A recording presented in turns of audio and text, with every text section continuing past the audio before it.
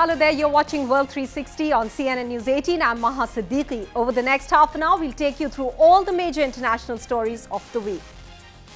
Our pivot, there's growing friction in the Indo-Pacific. This year has seen some significant freedom of navigation exercises in the South China Sea to send out a message to Beijing. There's a desire to dominate and attempt to counter, and amidst this, rush to purchase military equipment. Where will this lead to? And can huge defense expenditure and push for arms sales be justified when the world is in the midst of a pandemic? That's our focus this evening, but before the deep dive, a look at the headlines.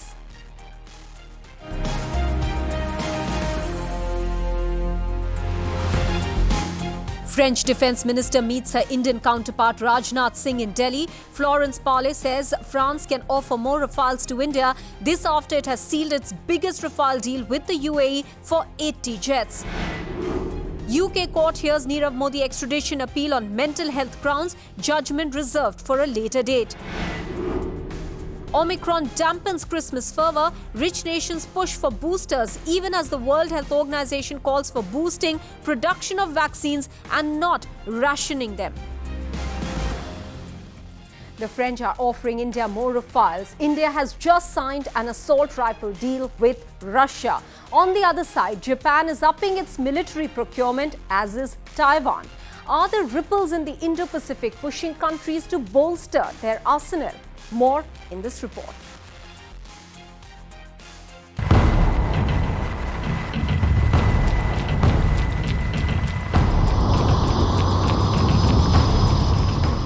The friction in the Indo-Pacific, muscle flexing by China, increased military exercises from the US to the UK to counter the dragon, and with that a bolstering of arsenal by Indo-Pacific nations. Aircraft carrier will be soon delivered. That aircraft are needed, so we are open and ready to provide any other Rafale if this is India's decision. The second crucial visit by Defence Minister to India in the last 10 days. The French side eager to offer more Rafales to India. So, one of the main goals of the visit included deepening defence cooperation.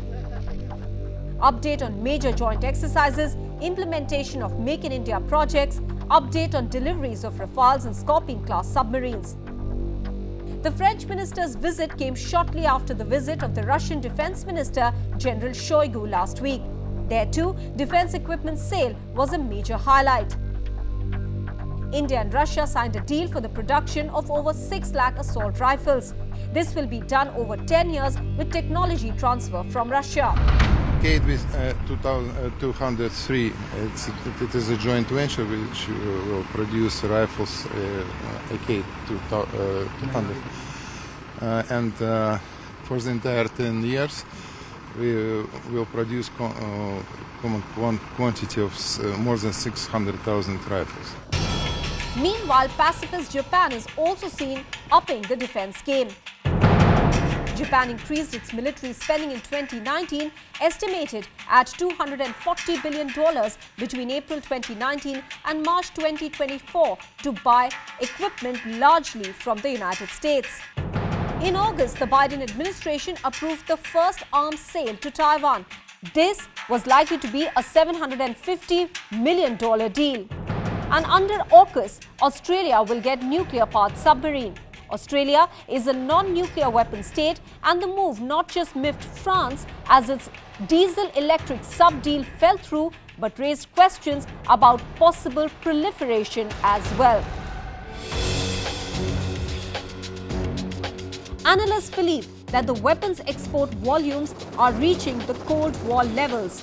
All this at a time when the world continues to deal with a health crisis, a pandemic. Bureau Report, CNN News 18. Mohan Kumar, former Indian envoy to France, is joining us here on the show now. Ambassador Kumar, would it be right to say that the friction in the Indo-Pacific is leading to countries upping their defense by way of military purchase? Yes, you could say that. But I think if you dive deep down, you will find two reasons. And one, that the center of economic gravity has shifted to the Indo-Pacific. And secondly, most of the trade happens through the sea lanes of communication. So to a great extent, this arms purchase is to make sure that the sea lanes of communication are kept open. So freedom of navigation becomes important for countries which are trading. And bear in mind that most of these countries which are purchasing arms are doing so to protect their interests of keeping the sea lanes of communication open.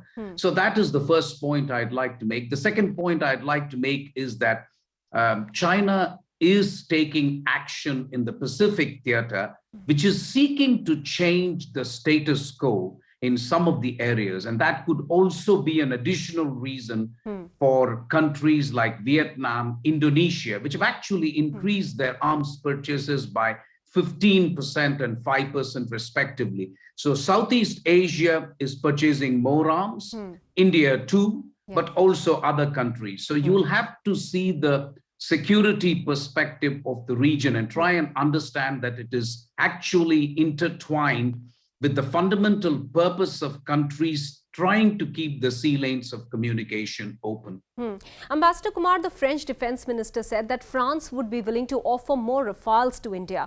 What could have triggered this comment? And also with the political controversy over Rafale, do you think that such a move is even possible at this stage? No, I must set the record straight, since I was the person actually in conversation with the French defense minister. In all fairness to the French defense minister, this was a question posed by the audience. One of the people asked me, Indian Air Force is happy with Rafale. Would France be willing to offer more Rafale? This was in response to this question. I think she gave the correct reply. If India's decision is to have more Rafale, France would be happy to offer it. So in all fairness, it was in response to a question and not a suo motu statement by the minister. All right. Finally, sir, France has aggressively been selling weapons. We've seen some deals with the UAE as well. Is this a fallout in some sense of the AUKUS and the failed submarine deal with Australia? I think France has been a major defense exporter for some time now. It might have gathered momentum because of the security environment, as you hint, but really the fundamental reason is that France is a reliable defense supplier. And unlike some other suppliers, there is no strings attached when it comes to France. So they are a major defense exporter. They pride themselves especially on aircraft and things like that. And I think you will have to again go back to the original comment that you made about the Indo-Pacific, because I tend to include the Middle East also in the Indo-Pacific region. So when you have tensions all around and you have choke points all along the Indo-Pacific, then I think countries are seeking to augment their defense capability just to make sure that the sea lanes of communication are open. And UAE obviously offers a base for France. France has a base in the United Arab Emirates, along with Djibouti. So it's quite normal that when you have a base, when France has a base in that country, the country concerned, which has offered a base to France, seeks equipment from that country. So that is the way I see the French sales, at least to UAE. All right. Ambassador Kumar, many thanks for speaking with CNN News 18. Thank you. Meanwhile, the United Arab Emirates, as was being mentioned by Ambassador Kumar, has suspended a multi-billion-dollar deal to buy US-made F-35 fighter jets. The move comes amidst growing frustration in the UAE with Washington's attempts to limit Chinese technology sales to the oil-rich Gulf state. CNN's Sam Kiley reports. Stealth fighters have been creating a lot of noise between America and its allies in the United Arab Emirates. The Emiratis have suspended talks over buying $23 billion worth of the planes because of US-imposed sovereign operational restrictions and other technical details. These seem to include the US trying to make sure that the F-35s that they've already agreed to sell to Israel still have an edge over those they may sell elsewhere. Our commitment to Israel's qualitative military edge is assured, so we wanted to make sure that we could do a full review of any technologies that are sold or transferred to other partners in the region, including the UAE. The Emiratis have reset their foreign policy away from much criticised military interventions in places like Yemen and Libya, so they may no longer need stealth fighters. They're also peeved over American attempts to stop Chinese tech giant Huawei supplying their 5G network, and US demands that the Emiratis shutter a Chinese marine operation here. Trade with China was up almost 40% for the Emirates this year. And now that the Emiratis have stepped away from joining US-led military adventures in the region, they're in a better place to horse trade in the arms bazaar. They recently announced a $19 billion defense deal with France, and that included 80 Rafale fighters. And while the US exhibited a mock-up of an F-35 at Dubai's latest air show, this one stole the show.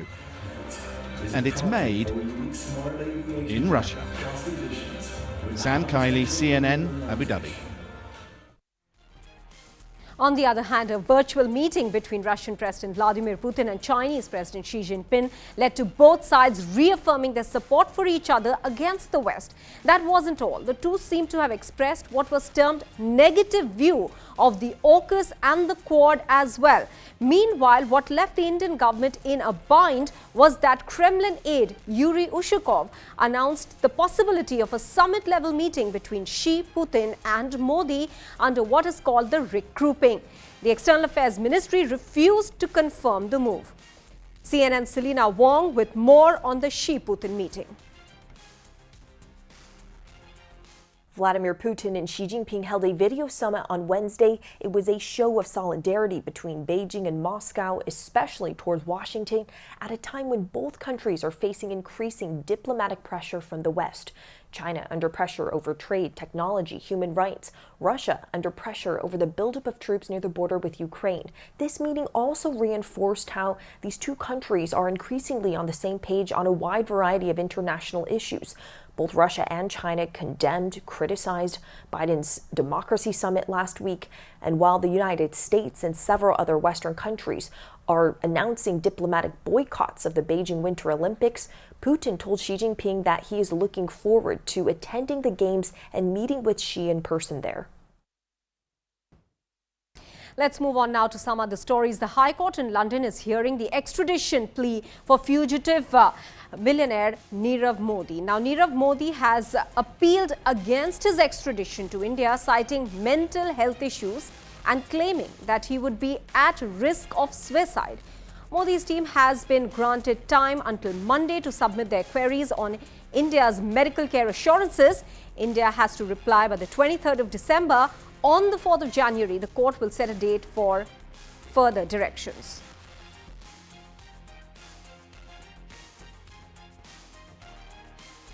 Sanjay Suri is now joining us live from London. Sanjay, if Nirav Modi loses this appeal, can he still approach the Supreme Court? And does that apply for India conversely as well?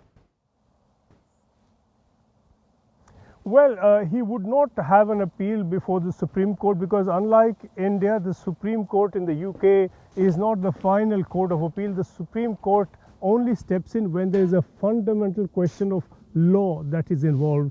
So if the extradition is ordered by the appeals court, which is to say that the appeals court turns down the appeal, the actual order would have to be passed by the lower court, then that is final so far as the extradition channel is concerned. But as we've seen in the Malia case, there's a joker in the pack sitting to the side, which is a possible asylum appeal. Malia lost his final extradition appeal and he is still here, and it's been almost 2 years that he lost that appeal finally in the extradition court. So there could be an opening for Nirav Modi to tap other channels outside extradition. But so far as the extradition process is concerned, this is now the final stage. written submissions have been requested from both sides. All right. Because the judge said on the last occasion on Tuesday this week that, if there are further arguments, this could go on forever. All right. So we are approaching now the end game in the extradition case. All right. Many thanks, Sanjay, for joining us with those details from London. Pausing for a bit here. Up next, the Omicron threat and how it's making the vaccine inequity so very glaring. CNN's Ben Wiedemann from Rome and Jacqueline Howard from Atlanta will join us after this break.